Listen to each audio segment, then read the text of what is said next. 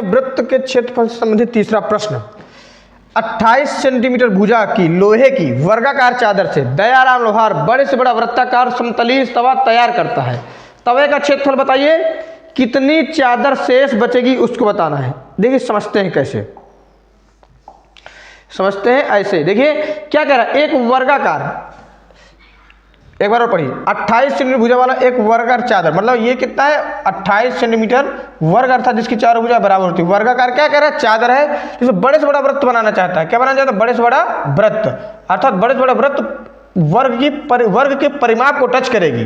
बड़े से बड़े वर्ग का समतलीय तवा तैयार करना चाहता है। तवे का क्षेत्रफल बताइए, अर्थात तवे का क्षेत्रफल बताना है, और चादर कितनी बचेगी उसको बताना है। कितनी, देखो देखा जाए तो हमारा एक ये स्पेस बच रहा है, एक ये स्पेस बच रहा है, एक ये स्पेस बच रहा है और एक ये स्पेस बच रहा है, और इस स्पेस को फुल करना चाहता है, फुलफिल करना चाहता है। देखिए कैसे, तो अर्थात हम क्या करते हैं, हम सर्वप्रथम देखिए इसका कोई विशेष फार्मूला नहीं रहता है। इसका फार्मूला ये रहता है कि एक बार लगाइए, वर्ग का क्षेत्रफल, वर्ग के क्षेत्रफल में वृत्त के क्षेत्रफल को घटा देंगे, तो वर्ग के क्षेत्रफल में अगर ये वाला एरिया घटा दें तो ये वाला एरिया ऑटोमेटिक निकल आएगा।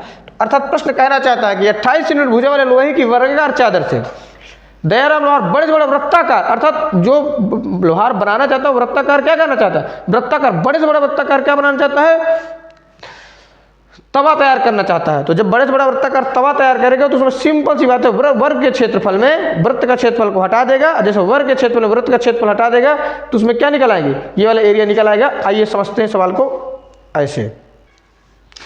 प्रश्न कह रहा है कि 28 सेंटीमीटर क्या होना चाहिए, 28 सेंटीमीटर रहना चाहिए। 28 सेंटीमीटर की क्या, एक वर्गाकार भुजा, अर्थात ऐसे 28 सेंटीमीटर की एक वर्गाकार क्या है, भुजा है, ऐसे और ऐसे। देखने में कम अच्छा लग रहा है लेकिन ऐसे ही बनेगा, ये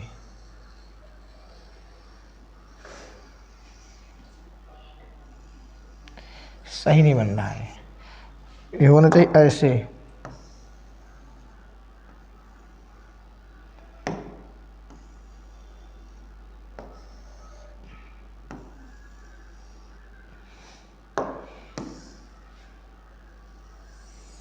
ऐसे, अर्थात वो इस स्पेस को लेना चाहता है, तो स्पेस चला गया, बहुत हुआ मजाक, अब नहीं। तो देखिए, तो 28 सेंटीमीटर क्या है, वर्ग है, क्या है, वर्ग है। 28 सेंटीमीटर का क्या है, वर्गाकार भुजा है।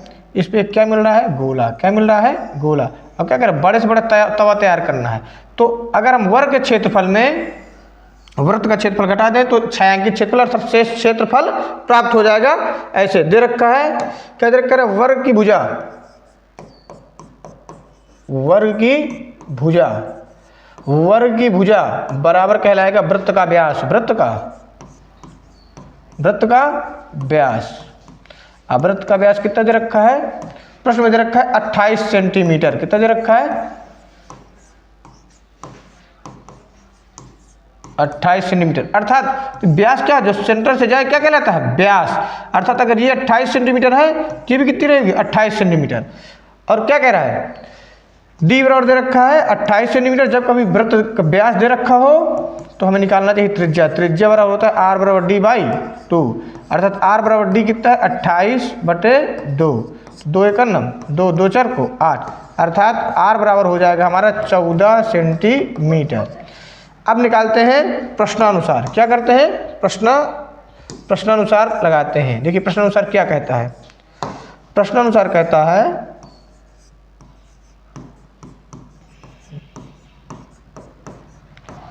अर्थात हम करते हैं वर्ग का क्षेत्रफल, वर्ग का क्षेत्रफल माइनस वृत्त का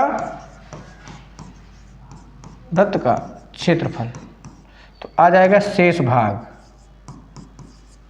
शेष भाग। वर्ग का क्षेत्रफल होता है भुजा का स्क्वायर, क्या रहता है, भुजा का वर्ग माइनस पाई आर स्क्वायर। वर्ग की भुजा कितने दे रखे, 28, 28 का वर्ग माइनस 22/7 मल्टीप्लाई त्रिज्या कितने दे रखी है, 14 गुणे 14। तो ये आ गया वृत्त का क्षेत्रफल।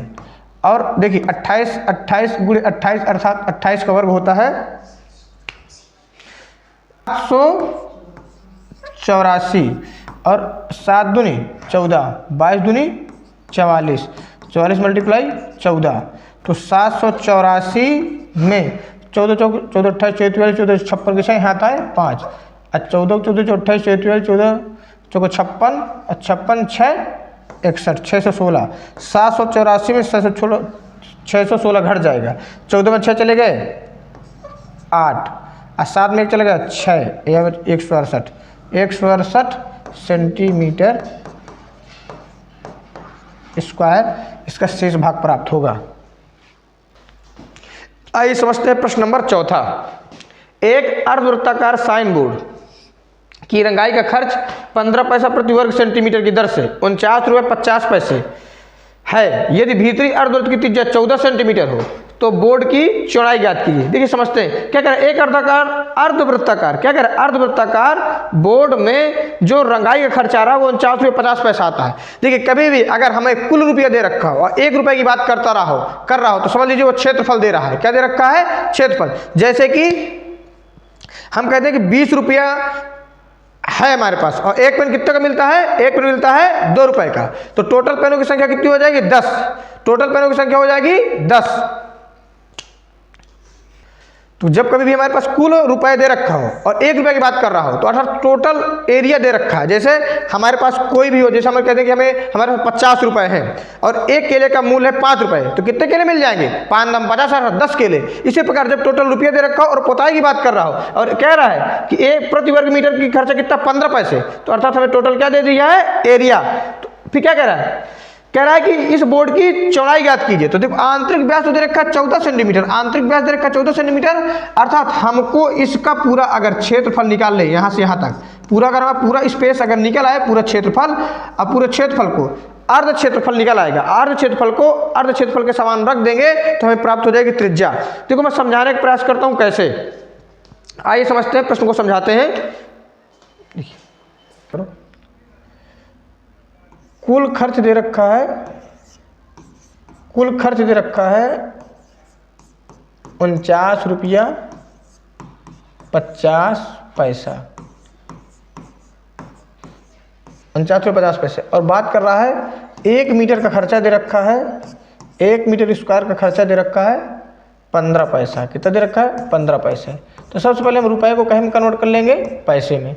तो ये दे रखा है रुपया, क्या दे रखा है? रुपया, अर्थात ये रुपया की बात कर रहा है। क्या की बात कर रहा है? रुपया की। तो इसको हम बदल देते हैं, 1 रुपये में होता है 100 पैसा, तो 49 रुपया 50 पैसा मल्टीप्लाई 100, अर्थात दशमलव घटेगा तो नीचे आ जाएगा 100, तो ये हो जाएगा 4900 4950 रुपया, सॉरी पैसा। क्या बन जाएगा? पैसा। 1 रुपये हम कहीं में कन्वर्ट कर लिया पैसे में, क्योंकि पैसे में दे रखा था। तो अब हमें निकाल लेंगे कुल क्षेत्रफल। कुल क्षेत्रफल बराबर होता है कुल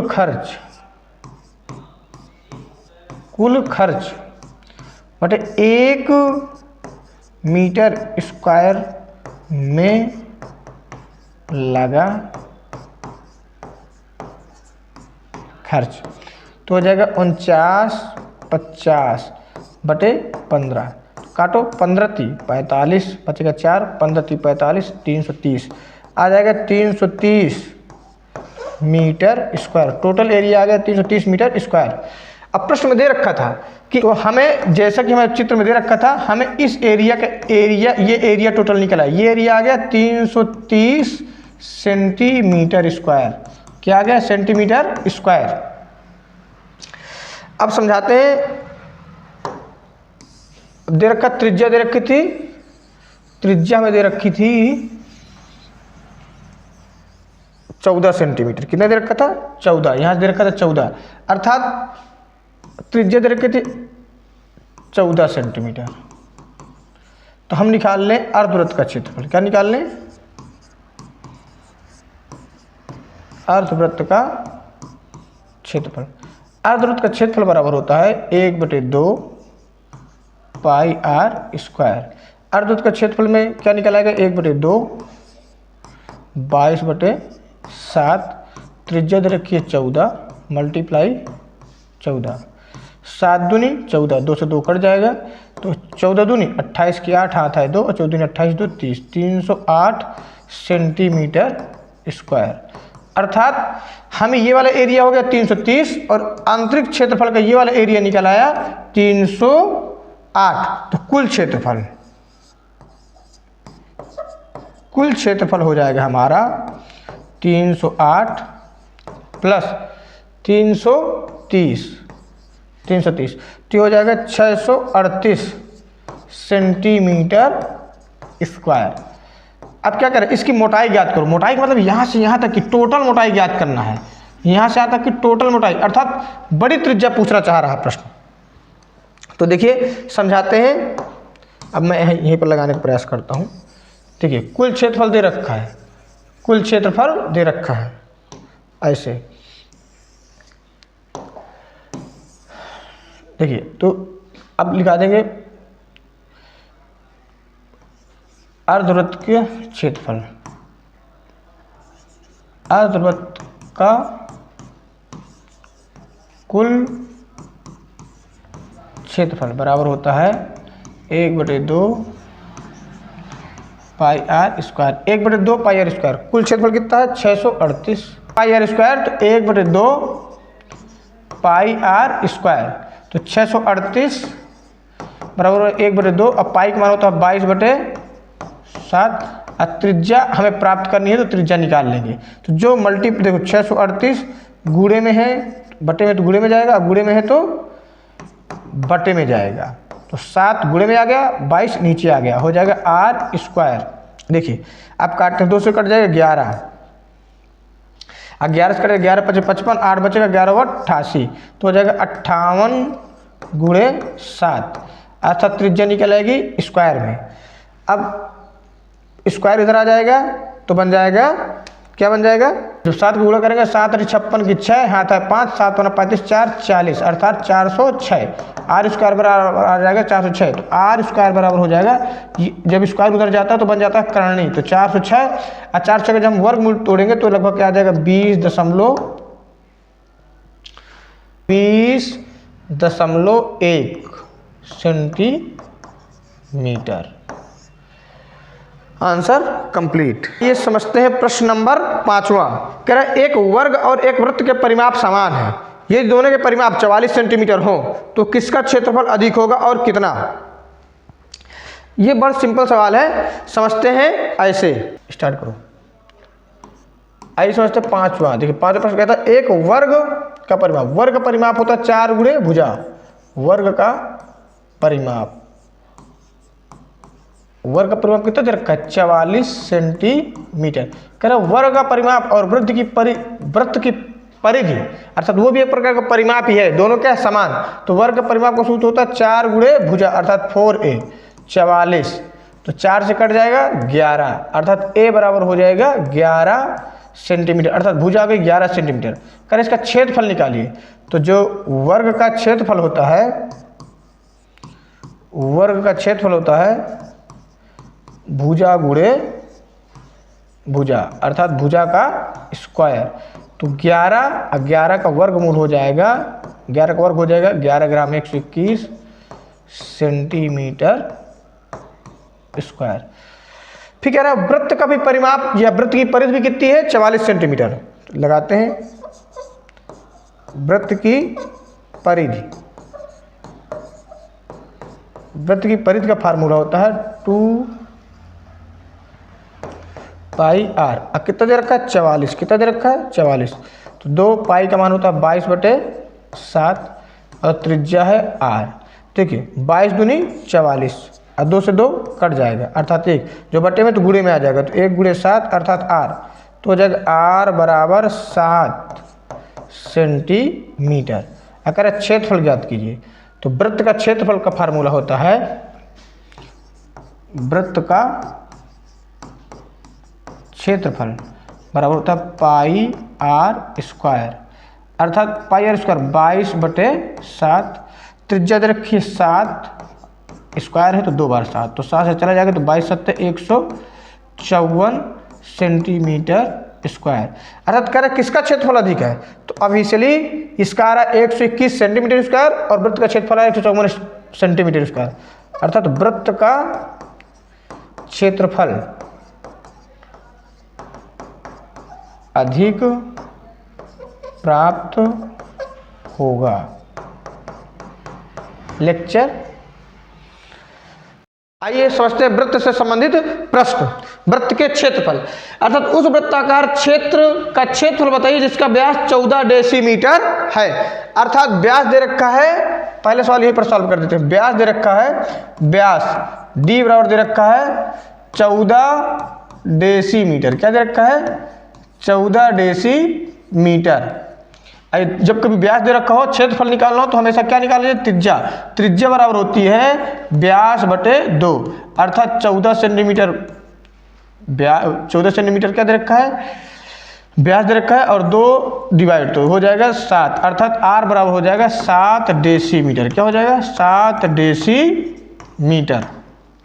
अब क्या कह रहे हो? कह रहा है उस वृत्त का क्षेत्रफल बताइए। क्या होता है ना? क्षेत्रफल। तो क्षेत्रफल का, वृत्त का क्षेत्रफल बराबर होता है, वृत्त का क्षेत्रफल बराबर होता है पाई आर स्क्वायर। पाई का मान होता है 22/7 और त्रिज्या दे रखी है 7 मल्टीप्लाई 7, तो 7 से 7 चला जाएगा, 22 7 154 डेसीमीटर स्क्वायर। क्षेत्रफल का मात्रक होता है डेसीमीटर स्क्वायर। अर्थात पहला सवाल कंप्लीट। अब देखते हैं, आइए समझते हैं वृत्त के क्षेत्रफल से संबंधित दूसरा प्रश्न। एक वृत्ताकार दप्ती का क्षेत्रफल, एक वृत्ताकार दप्ती का क्षेत्रफल 9 से 5/8 वर्ग डेसीमीटर है, उसका व्यास बताइए।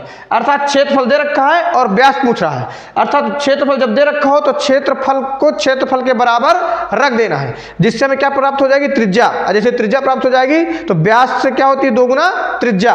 तो क्या कह रहे थे? व्यास। जैसे त्रिज्या हो जाएगी, त्रिज्या को 2 गुना कर देंगे तो हमें आ जाएगा व्यास। चलिए इसको समझाने का प्रयास करते हैं।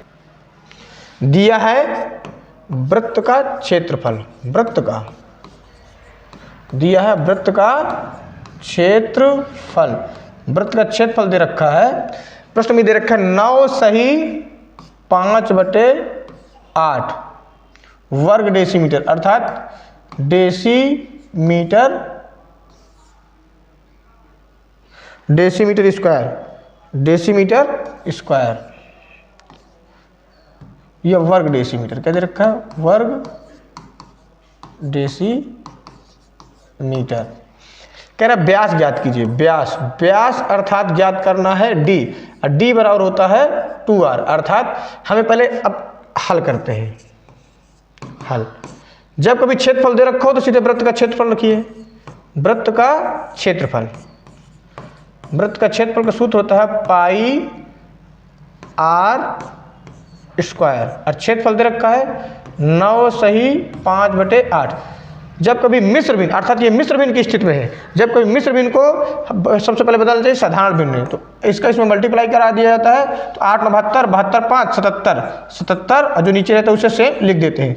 और पाई का मान होता है 22/7 और मल्टीप्लाई करा देंगे आर स्क्वायर। त्रिज्या पता नहीं है, 77/8। अब काटिए, 11 दूनी 22, 11 77, अर्थात आर स्क्वायर बराबर हो जाएगा 7/8 और ऊपर ये चला जाएगा 7 और डिवाइड में आ जाएगा 2। अर्थात जब स्क्वायर उधर जाता है तो क्या हो जाता है? वर्गमूल, अर्थात रूट में हो जाता है। तो 7 इसको लिख सकते हैं 4 × 2, अर्थात त्रिज्या हो जाएगी वर्गमूल में। अगर जोड़े को बाहर कर देते हैं तो वर्गमूल अर्थात स्क्वायर करनी टूट जाती है। तो 2 7 को लिख देंगे 1 7 और 4 को हो जाएगा 2 और 2 2 को हो जाएगा 1 2, अर्थात इसकी त्रिज्या आ जाएगी r बराबर हो जाएगा 7/4। अब कह रहा व्यास ज्ञात करो। व्यास ज्ञात करने के लिए क्या करना पड़ता है? व्यास बराबर होता है डी, डी बराबर होता है 2r, अर्थात त्रिज्या दे रखी है तो 2 × 7/4।